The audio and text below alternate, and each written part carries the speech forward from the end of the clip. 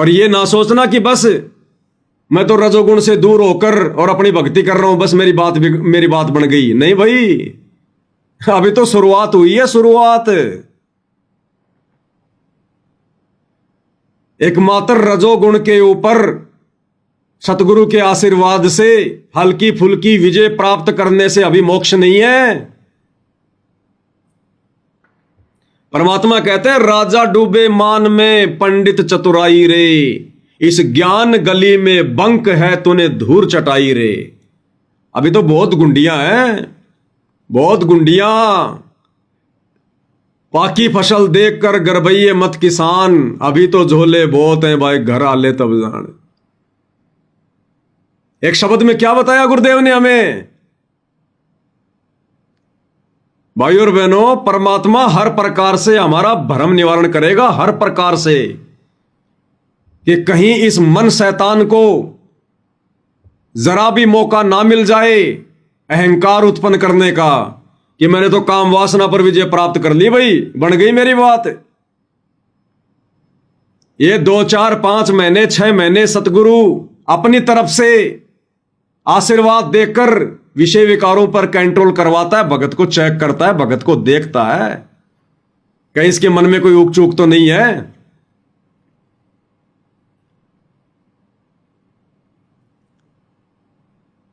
गुरुदेव भगवान ने शब्द में क्या बताया? संतों समझो की मति न्यारी। और उसकी एक चौपाई जो हमारे विशेष मतलब की है, उसमें गुरुदेव भगवान क्या कह रहे हैं, आपको चौपाई सुना देते हैं परमेश्वर जी के मुख कमल से। तो माया तजी न जाई, सदा जीव के संग रहते हैं, जैसे बेल वृक्ष लिपटाई। संतो माया तजी न जाई, संतो माया तजी न जाई, और सदा जीव के संग रहते जैसे वृक्ष बेल लिपटाई। गुरुदेव कहते हैं, जैसे किसी पेड़ के ऊपर वो पीली पीली सी बारीक बारीक सी वो जो होती है बेल, जिसको अंबर बेल भी बोलते हैं, जो पेड़ के ऊपर छा जाती है और धीरे धीरे धीरे धीरे उस पेड़ के उन पोषक उन तत्वों को चूसती रहती है और सुखा के रख देती है उस पेड़ को, अंत में सुखा के। तो ये जो माया है, काम क्रोध लोभ मोह अहंकार, ये इस प्रकार से भगत को चूसती है, भगत की भक्ति को चूसती है। कहते हैं ये नहीं तजी जा सकती, कब तक? जब तक आपको सतगुरु पूरा ना मिले। और सतगुरु पूरा मिल गया तो आपने भगत फिर पूरा बनना पड़ेगा, पूरा भगत। और आगे अब क्या कह रहे हैं गुरुदेव भगवान? ये उन भाई बहनों के लिए विशेष संदेश है गुरुदेव की तरफ से, जिनको परमेश्वर ने सात संगति की इस प्रथम परीक्षा में सिलेक्ट किया है। अभी पास नहीं हुए, कोई सोचे हम पास हो गए, केवल सेलेक्ट हुए। सिलेक्शन हुआ हमारा हजारों में से केवल 100 का। और अब उन 100 की आगे और कठिन ट्रेनिंग होगी, परीक्षा होगी उनकी। तो गुरुदेव भगवान कहते हैं कि नादान प्राणी, ये ना सोचना कि मैंने काम वासना पर विजय प्राप्त कर ली, हल्की फुल्की तो मेरी बात बन गई। नहीं, फिर काल आगे से आगे चाल चलेगा, आगे से आगे। और क्या कह रहे हैं गुरुदेव? भाई काम तजे तो ये क्रोध ना छूटे। अगर काम वासना पर जैसे तैसे तूने विजय भी प्राप्त कर ली, तो कहते हैं फिर काल दूसरा रिमोट घुमाएगा, दूसरा वॉल्यूम ऑन करेगा। किसका? इस क्रोध का। काम तजे तो ये क्रोध ना छूटे। और जब इस क्रोध के ऊपर भी विजय प्राप्त होगी सतगुरु के आशीर्वाद से, तो फिर कहते हैं फिर लोभ बढ़ जाएगा मन में, कहीं ना कहीं से लालच पैदा करेगा ये काल।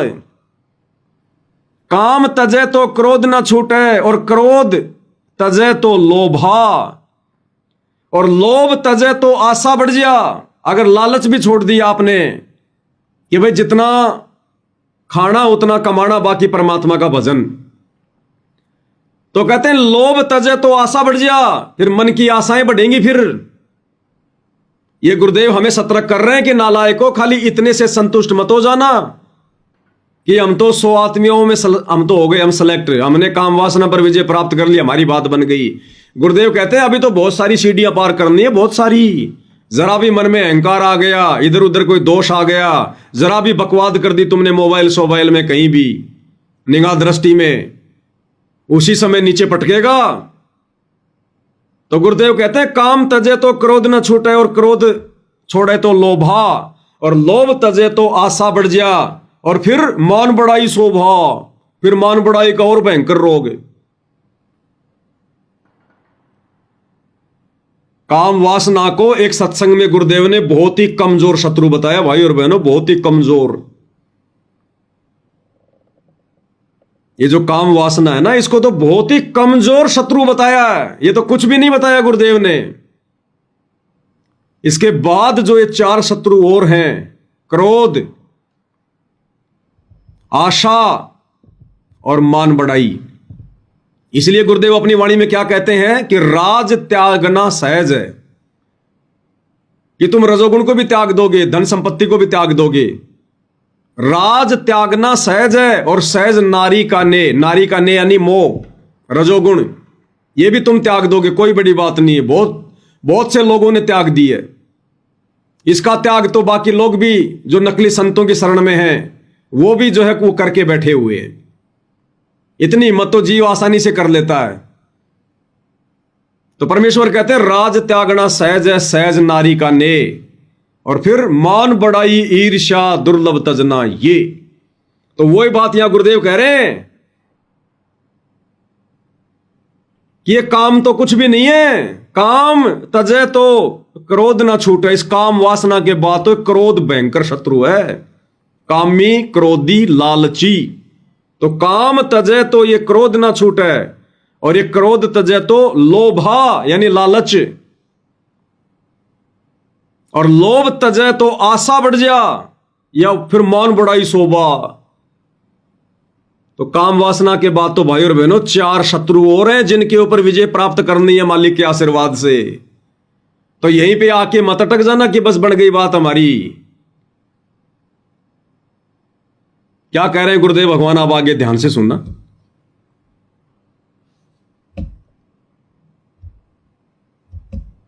देखा, कंप्यूटर ही हैंग कर दिया। सदा जीव के संग रहते हैं, जैसे वृक्ष बेल लपटाई, संतो माया तजी न जाई। बेल कहें, वृक्ष के चारों तरफ बेल चपट जाया करें, कहते न्यू माया जीव के लपटी रहेगी। कई प्रकार से माया है भाई। काम तजे तो क्रोध न छूटे, क्रोध तजे तो लोभा। काम तजे तो क्रोध न छूटे, क्रोध तजे तो लोभा। लोभ तजे और आशा बढ़ जाए, मान बढ़ाई शोभा। संतो माया तजी न जाई। तो सुना गुरुदेव भगवान के मुख कमल से। भाई और बहनों, बिल्कुल मिट्टी बनना पड़ेगा, मिट्टी। एकमात्र टारगेट सतलोक बनाना पड़ेगा। अभी तो हम साथ संगति से जुड़ी हुई आत्माओं को भी कितनी प्रोसीजर पार करनी है, यहीं पे आगे बात खत्म नहीं हो जाती। अभी तो बहुत सीढ़ियां बाकी हैं, बहुत सीढ़ियां। अभी तो हमने शुरुआत करी है। और जो भाई बहन इस प्रथम परीक्षा में जो फेल हो चुके हैं, जो अभी विषय वासनाओं से दूर नहीं हो पाए, क्यों नहीं हो पाए? क्योंकि अभी तक गुरु की उतनी रजा नहीं है जितनी होनी चाहिए। तो कहीं ना कहीं हमारे भक्ति भाव में कमी है, श्रद्धा में कमी है, मर्यादाओं में कमी है, सुमरण में कमी है, या सत्संग सुनने में कमी है। कमी तो हमारी है ना, सतगुरु की तो कमी नहीं हो सकती। भाई सतगुरु के दरबार में कमी काहे की नाय, और हंसा मौज नहीं पावता, तो तेरी चूक चाकरी माई। चाकरी यानी तेरी कोई क्रिया, सेवा, भक्ति भाव, भाई उसमें कमी है अभी। तो भैया खुद ही टटोलो, खुद ही देखो, अपने अंदर झांक के देखना पड़ेगा हमने। और कोशिश करो, अभी तो मौका मिलेगा, अभी मौका मिलेगा भाई और बहनों। अभी सतगुरु थोड़ा समय लेंगे, केवल हम आत्माओं के लिए लेंगे, और उनका कोई प्रयोजन नहीं, अंदर बैठने का कोई प्रयोजन नहीं है। हाई कोर्ट ने हरी झंडी दे दी, लोअर कोर्ट ने हरी झंडी दे दी, सतगुरु चाहे तो अभी आ जाए बाहर जमानत पर, लेकिन सिर्फ हम आत्माओं को हंस आत्मा बनाने के लिए परमात्मा बाहर नहीं आना चाह रहे। क्योंकि जिस दिन सतगुरुदेव भगवान बाहर आ जाएंगे उस दिन भाई और बहनों ये प्रवचन, ये सत्संग जो आज आपको सुनाए जा रहे हैं साथ संगति के माध्यम से, ये शायद फिर नहीं सुनने को मिलेंगे। जितने हो चुके हैं बस वही सुनने को मिलेंगे, आगे की कोई जानकारी नहीं मिलेगी। फिर हमारी जिम्मेदारी खत्म। टीचर के क्लास में आने के बाद फिर मॉनिटर की जिम्मेदारी नहीं होती है, फिर मॉनिटर भी बैठ जाता अपनी पढ़ाई करने के लिए। तो इतना खुलकर फिर नहीं बता पाएंगे, नहीं समझा पाएंगे। और सतगुरु भाई फिर हर चीज की मान मर्यादाओं में रहता है, क्योंकि काल के साथ एग्रीमेंट है सतगुरु का। हम भक्तों के साथ में काल का एग्रीमेंट नहीं है, इसलिए सतगुरु ने खड़ा कर रखा है कि भैया चिल्ला चिल्ला के बोल दे इन सबको, भगत बनना है तो, हंस बनना है तो, सतलोक जाना है तो। क्योंकि सतगुरु का तो काल के साथ एग्रीमेंट है, जबरदस्ती नहीं कर सकते परमात्मा, हर चीज को खोल के नहीं बताएंगे। तो उसके बाद फिर ये ऑप्शन भी बंद हो जाएगा। इतना जोर देकर फिर कोई नहीं बताएगा, कोई नहीं समझाएगा। तो अभी मौका है भाई और बहनों, चूको मत इसको। विनती करो बारंबार गुरुदेव भगवान से, कहां कमी रह गई, किस चीज में कमी रह गई। काल एक बार दगा दे सकता है, 2 बार दगा दे सकता है, बार बार नहीं देगा। सतगुरु उसका दाव नहीं लगने देगा यदि हमारी नीयत सही है तो। और यदि हमने छोटे से शत्रु इस काम पर भी अगर विजय प्राप्त नहीं किया, देखो मैं फिर बार बार कहता हूं, जीव की औकात नहीं है। सतगुरु से प्रार्थना करनी पड़ेगी, बार बार हृदय से रोना पड़ेगा, अर्ज करनी पड़ेगी।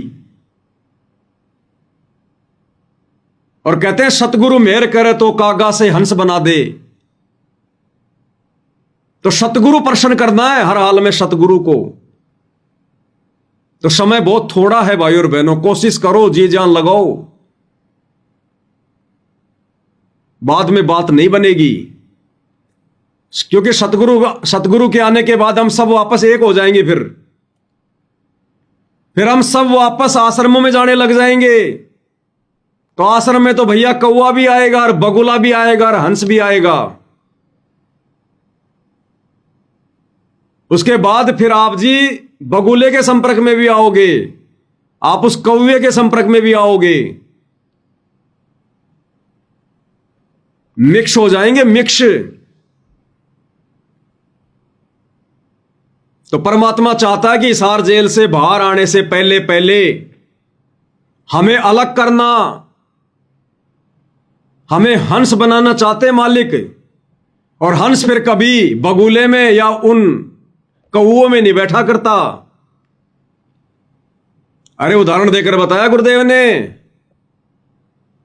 कि जिस प्रकार लासी को रगड़ रगड़ के, दही को रगड़ रगड़ के और घी निकाल लिया जाता है, घी, वो घी उसी दही में से निकला है, उसी लासी में से निकला है, निकल गया।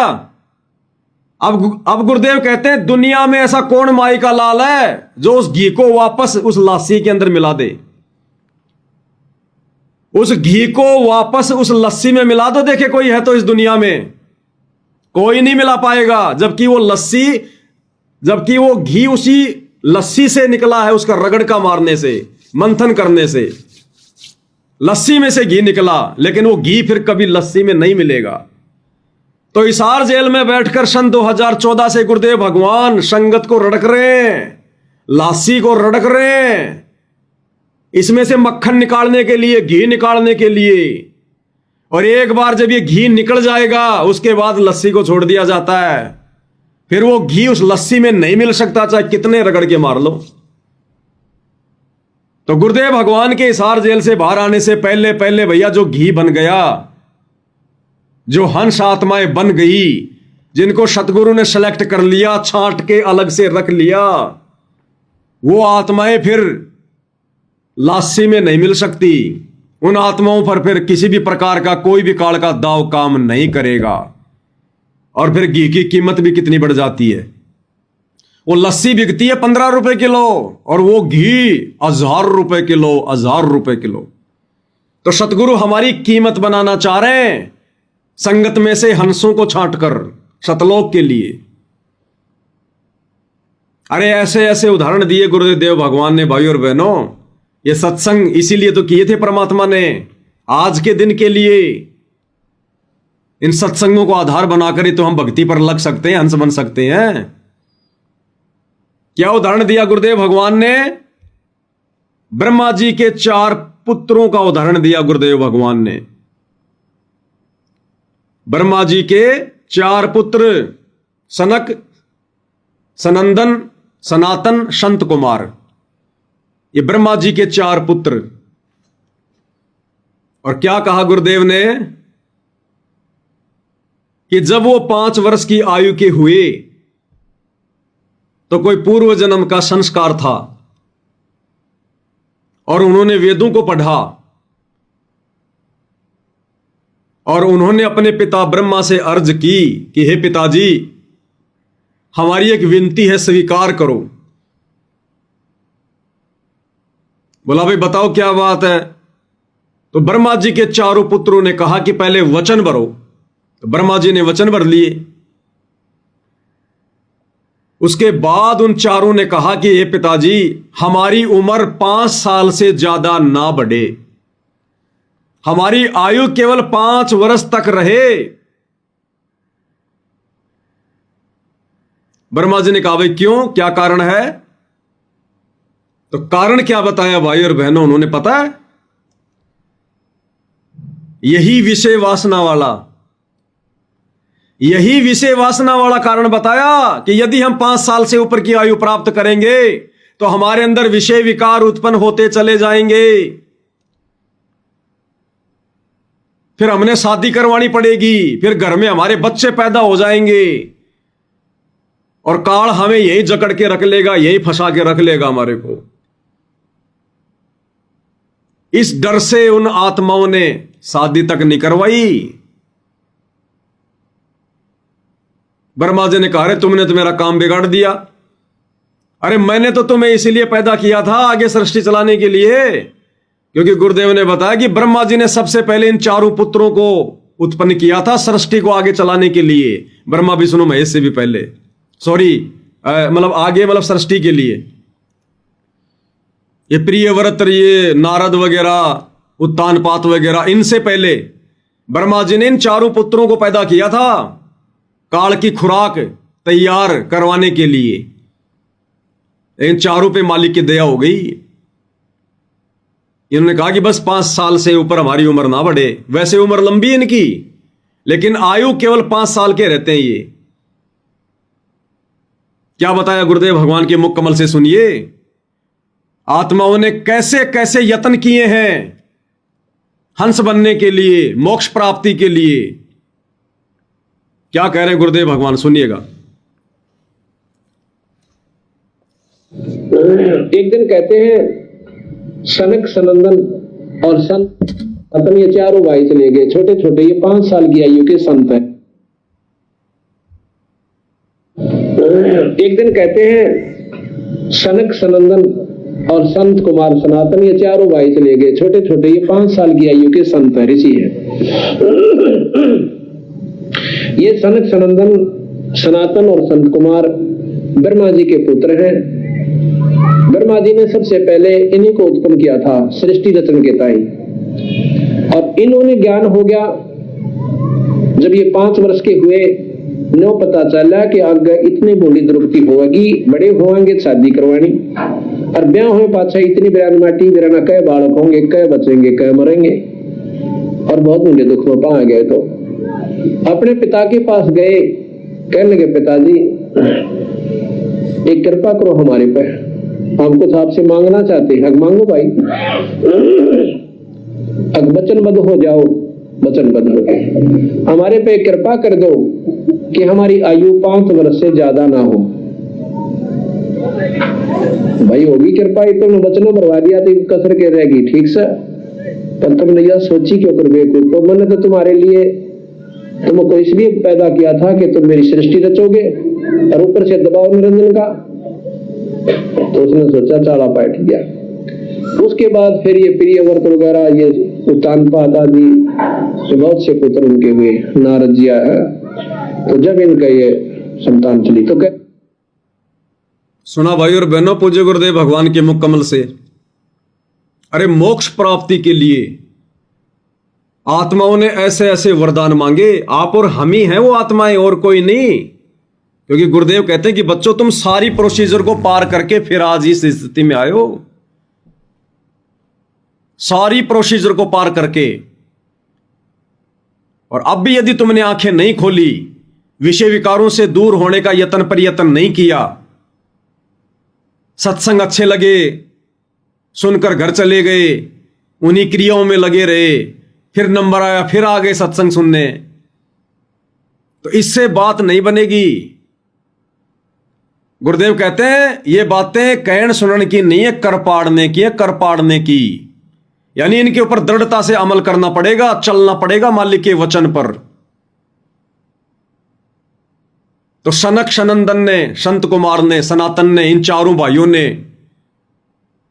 और अपने आत्म कल्याण के लिए कि एक बार यदि हम ग्रस्त जीवन में पड़ गए फिर तो हमारी दुर्गति दुर्गति है फिर। और गुरुदेव भगवान भी बार बार यही कहते हैं कि बकवाद तो छोड़नी पड़ेगी, बकवाद छोड़नी पड़ेगी। अभी बकवाद में आता है ये काम वासना, इसके बिना बात नहीं बनेगी हमारी। तो जितना हो सके भाई और बहनों सतगुरु को प्रसन्न करो, और सतगुरु को प्रसन्न करने के लिए सतगुरु ने सद्बुद्धि देकर कि वे कैसे प्रसन्न होंगे, ये भक्ति क्रियाएं शुरू करवा दी भगवान ने, जो आज से पहले आप और हमारे दिलो दिमाग में भी नहीं थी। अरे जब कोई आदमी नाराज हो जाता है, घर का कोई या कोई यार दोस्त, तो दूसरा घर का सदस्य या फिर यार दोस्त उसको क्या कहेगा, उसको मनाने के लिए जब बार बार कहने पर भी नहीं मानता है तो कि भाई आजा ना, अब क्या तेरी आरती उतारूं तब मानेगा, अरे अब क्या तेरी आरती उतारूं तब मानेगा मेरे भाई, आजा। आरती उतारने का मतलब अब क्या मैं आरती उतार कर मैं तुझे प्रसन्न करूं तब मानेगा। तो भगवान की आरती उतारी जाती है भगवान को प्रसन्न करने के लिए, और भगवान कोई वो घी से कोई वो प्रसन्न नहीं होता यूं घुमाने से, लेकिन उस आरती का मतलब होता है कि हमने आपको परमेश्वर मान लिया, परमात्मा मान लिया। क्योंकि आरती परमात्मा की उतारी जाती है, परमेश्वर की उतारी जाती है। आज से पहले हमें परमात्मा का नहीं पता था, भगवान का नहीं पता था, तो मंदिरों में जा जाके उतार रहे थे, पत्थरों के आगे उतार रहे थे, इन नकली देवी देवताओं की उतार रहे थे, नकली साधु संत महात्माओं की आरती उतार रहे थे, क्योंकि आत्मा को परमात्मा की पहचान नहीं थी। उनको खुश करने के लिए तो परमेश्वर ने यह दया हम सात संगत वालों पे क्यों बख्शी, क्योंकि मालिक चाहते हैं कि ये आत्माएं प्रसन्न करें, फिर गुरु मेहर बख्शेगा, राजा बख्शेगा। तो घर घर में परमात्मा ने आरतियां शुरू करवा दी।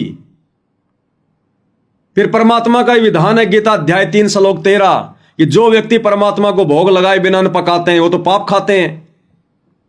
तो घर घर में भोग लगवाने की भी परमात्मा ने दया बख्श दी। अब भोग लगाओगे तो कोई अलमारी में थोड़ी लगाओगे, कोई बॉक्स के ऊपर थोड़ी लगाओगे। परमात्मा ने सद्बुद्धि दी, घर घर में मालिक ने आसन लगवा दिए। जिसके पास जगह है तो बेड लगाओ, नहीं तो छोटा कोई अपना कोई आसन लगा लो, चाहे 2x2 का बनवा लो। अरे विराजमान तो करो परमात्मा को। भंडारा क्या कोई अलमारी में थोड़ी रखोगे, चवर करोगे तो कहां करोगे। एक छोटा मोटा कोई आसन तो होना चाहिए भगवान का। तो मालिक ने वो सद्बुद्धि बख्शी और सारी चीजें प्रमाणित